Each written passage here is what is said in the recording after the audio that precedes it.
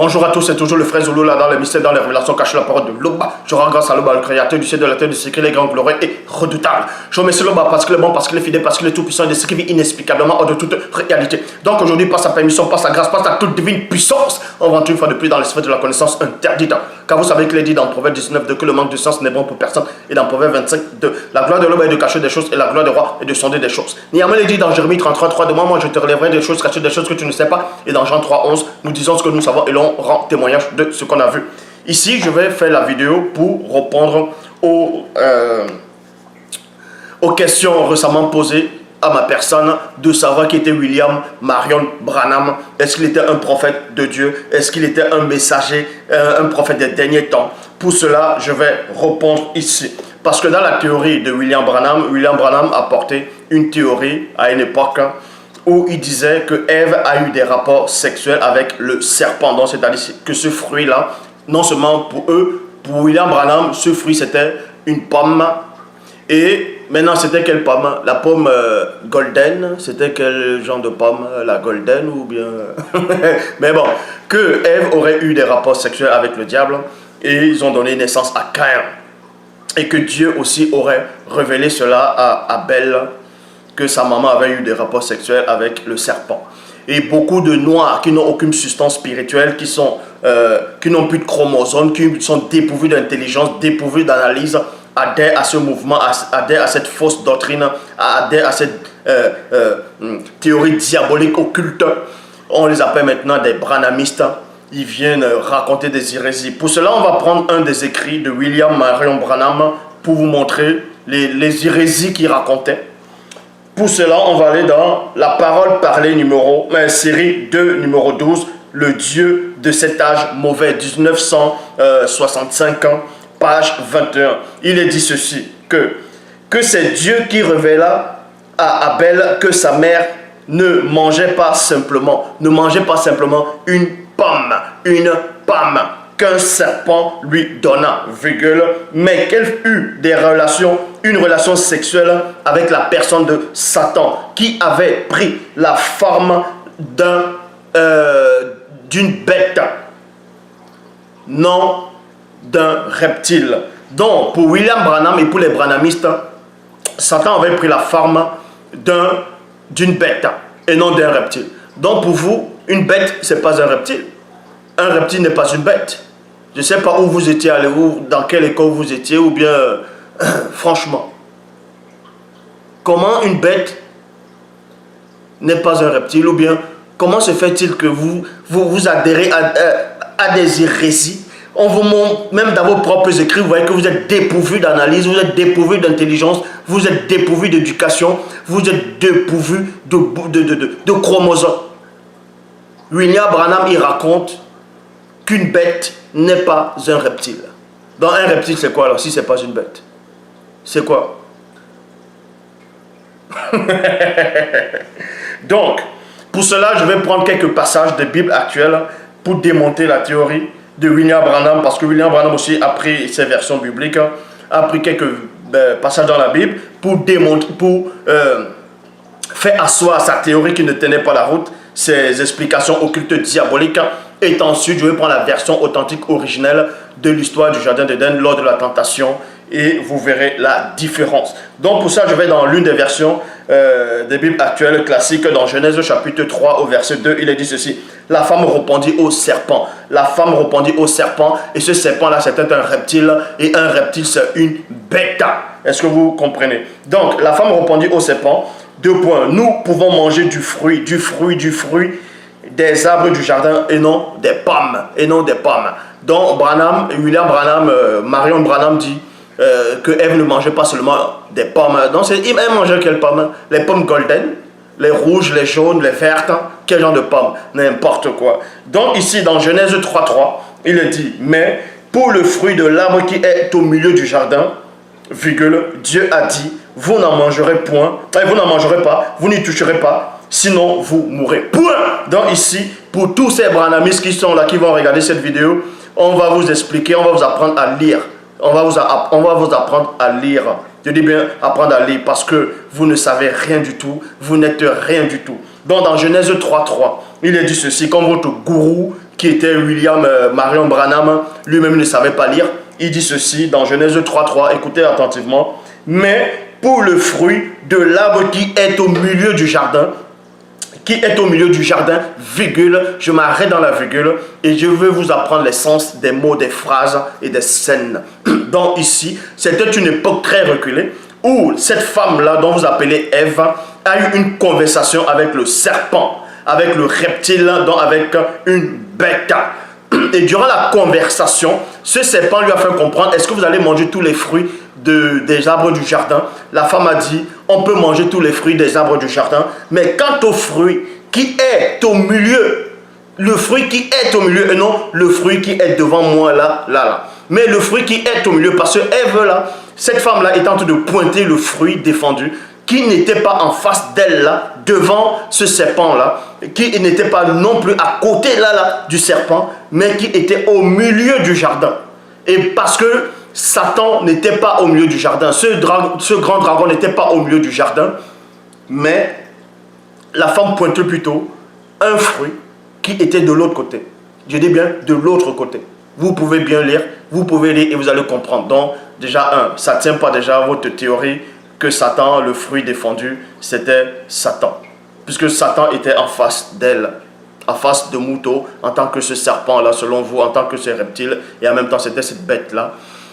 Or, ce fruit-là n'était pas en face, le fruit était plutôt ailleurs. Donc, ce fruit et Satan n'ont rien à voir. Je dis bien, c'est deux entités distinctes.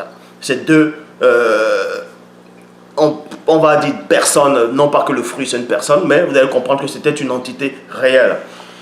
Donc ici, dans Genèse chapitre 3, verset 6, Bible en français courant, il dit, la femme vit que les fruits, et non Satan ou le serpent. La femme vit que les fruits de l'arbre étaient agréables à regarder, qu'elles devaient être bons et qu'ils donnaient envie d'en manger pour acquérir un savoir plus étendu. Elle en prit. On n'a pas dit que c'est Satan qui lui a donné, comme vous dites que c'est Satan qui lui a donné directement. Même dans les films hollywoodiens, même les témoins de Jéhovah, ils n'ont aucune connaissance, aucune substance spirituelle. Ils disent que Satan a donné directement le fruit à la femme. Non, c'est la femme qui est allée prendre le fruit. La femme vit que les fruits de l'arbre étaient agréables à regarder, qu'elles devaient être bons et qu'elles donnaient envie d'en manger pour acquérir un savoir plus étendu. Elle en prit, et non, on lui a donné, mais elle en prit. Elle en prit un et en mangea. Point. Puis, elle en donna à son mari qui était avec elle, et il en mangea lui aussi. Or, tandis que dans la traduction du Monde Nouveau, par rapport à ce passage, je dis bien, vers la fin, c'est ça qui est mieux traduit, où il dit ceci, puis elle en mangea aussi. Non, puis elle en donna aussi à son mari, virgule, quand il fut avec elle, virgule, et ils en mangèrent. Donc, parce que lors de la tentation, Adam, celui dont vous appelez Adam, n'était pas là. Il n'était pas là. Parce que s'il était là, cette femme-là, dont vous appelez Ève, n'allait pas manger ce fruit. N'allait pas. Et ce serpent-là n'allait même pas venir parler. Parce qu'il savait que Adam n'était pas là. Donc, ça veut dire que, donc déjà, vous voyez comment vous êtes dépourvus d'intelligence, vous les branhamistes, et ce Branham lui-même, William Marion Branham, vous n'avez aucune connaissance, aucune substance spirituelle. Dieu ne le connaît pas. En tout cas, Dieu ne l'a jamais envoyé. Est-ce que vous comprenez? Donc ici, si Ève, admettons un seul instant, que Ève ait mangé le fruit défendu, que le fruit défendu c'était, on va dire, le sexe de Satan, comment se fait-il que elle va manger de ce fruit? Vous allez dire que c'est Satan, elle a eu des rapports sexuels. Elle prend de ce fruit, elle mange de ce fruit. Elle prend ce fruit, elle donne aussi à Adam. Donc Adam aussi a eu des rapports sexuels avec Satan. N'importe quoi. Dépourvu d'intelligence et de savoir. Genèse chapitre 4 au verset 1, il est dit, Adam eut des relations conjugales avec sa femme Ève. Elle tomba enceinte et mit au monde Caïn. Elle dit, j'ai donné vie à un homme avec l'aide de l'Éternel, et non avec l'aide du dragon, et non avec l'aide du serpent, et non avec l'aide d'un reptile, et non avec l'aide de Satan, et non avec l'aide d'une bête, et non avec l'aide du diable, mais avec l'aide de l'Éternel, avec l'aide de Dieu en fonction des versions du Seigneur, de Jéhovah, de Adonai, tout ce que vous voulez.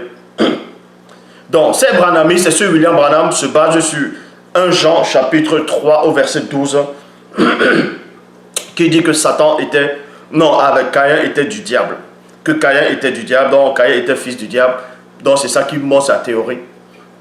Que Ève a eu des rapports avec le diable et que Caïn est sorti. Je vais même vous donner l'une des versions des Bibles où beaucoup de gens pourront lire et vous allez peut-être dire, ah ouais, effectivement, Marion Branham avait raison, forcément les branhamistes ont raison.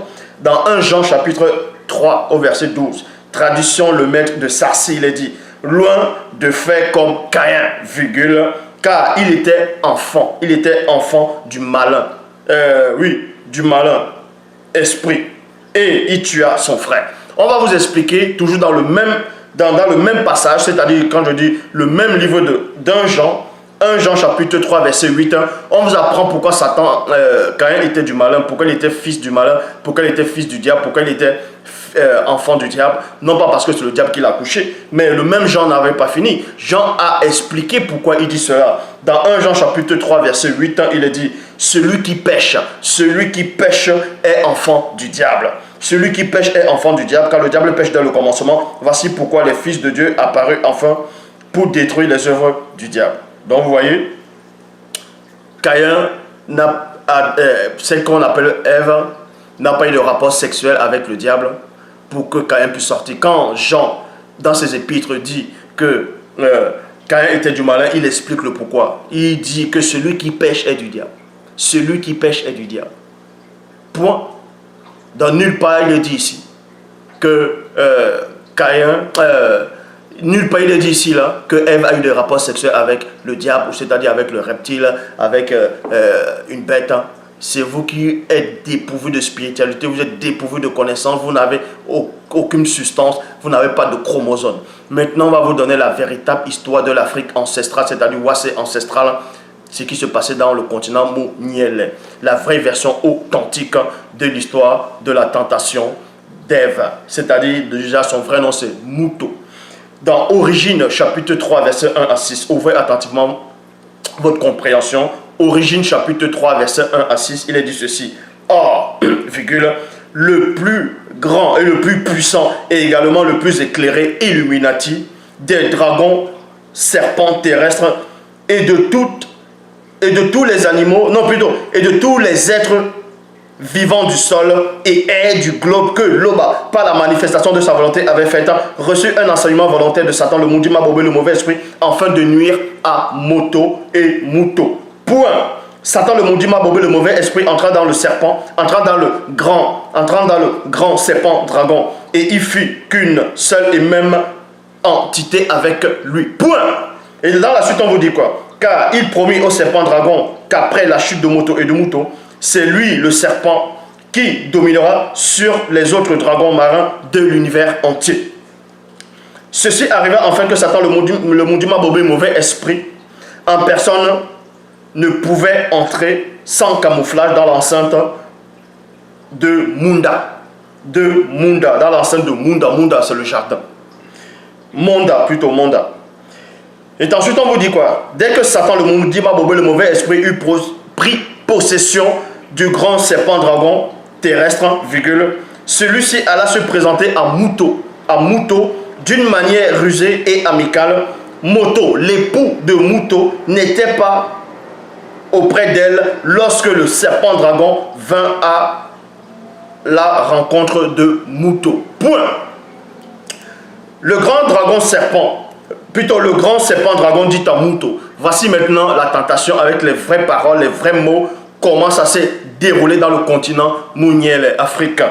Donc ici, le grand serpent dragon dit à Mouto, 2 points, Kigne Moye, ça veut dire reine lumière. Reine lumière, donc Kigne Moye. Est-ce vrai que l'entité vous a, à ton époux et à toi-même, réellement dit de ne point recevoir les enseignements de toutes les entités de Munda, c'est-à-dire jardin, point d'interrogation, et aussi tous les animaux en parlent, point.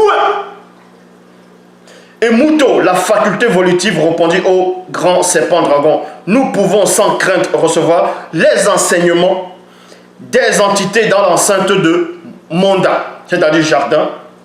Mais quant aux enseignements de la formidable entité de la science du bien et du mal, qui est là-bas, au loin de nous, dans le centre de l'enceinte de Monda, c'est-à-dire jardin, virgule, elle a dit, ta moto, 2 points. Au jour même où tu recevras son enseignement, virgule, tu deviendras muable. Et si tu reçois, et si tu ne reçois point le mystère de la grâce purificatrice, tu connaîtras la mort visible. Point. Mais si tu obtiens cette grâce purificatrice, tu ne connaîtras point la mort visible. Alors le serpent dragon dit à Mouto. Alors le serpent dragon dit à Mouto, pas du tout qu'il n'y ait moyen.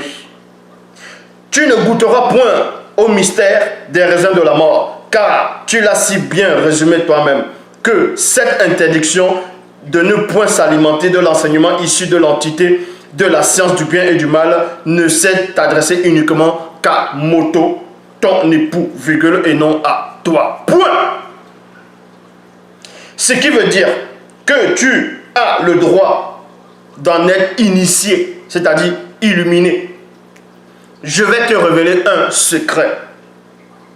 Mouto répondit et dit, lequel? Lequel?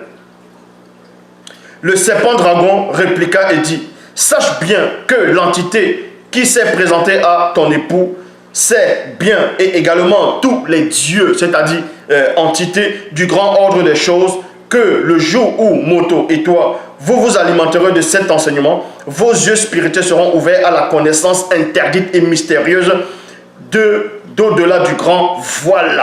Et votre nature propre deviendra comme celle des dieux, c'est-à-dire entité du grand ordre des choses. Et vous serez comme eux-mêmes, autonomes, qui déclarent ce qui est bien et ce qui est mal. Ils redoutent que vous ne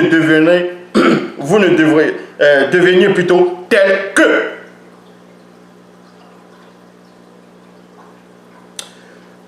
Le grand serpent dragon séduisit Mouto, la faculté volitive, qui finit à son tour par considérer que l'enseignement de l'entité de la science du bien et du mal serait bon pour le mystère de la conscience de son corps physique, virgule, et qu'il serait agréable pour l'illumination de son âme, virgule, et précieux pour atteindre la maturité spirituelle de son moi divin esprit.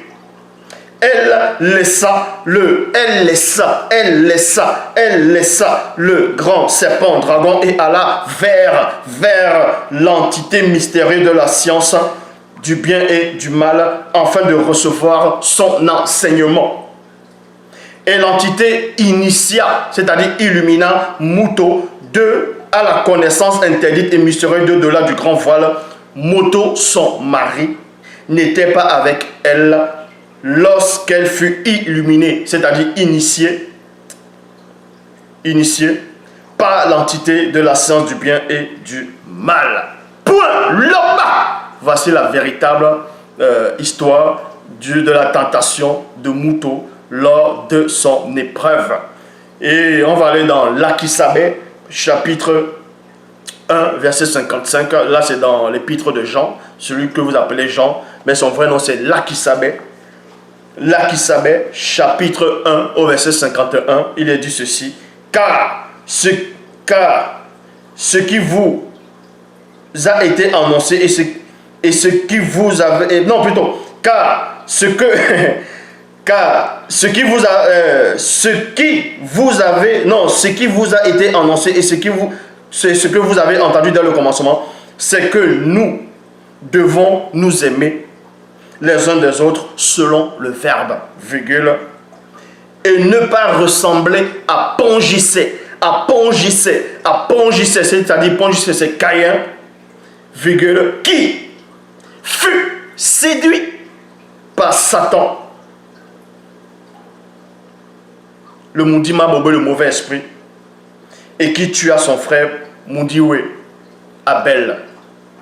Donc vous voyez ici, dans la version authentique originelle, ne dit pas que Satan a eu des rapports sexuels avec Mouto pour avoir Caïn. Même dans l'Akisabé, chapitre 1, verset 51, le dit ici, dans ses épîtres. Dans les épîtres de l'Akisabé, le dit ici. Tété s'est encore glorifié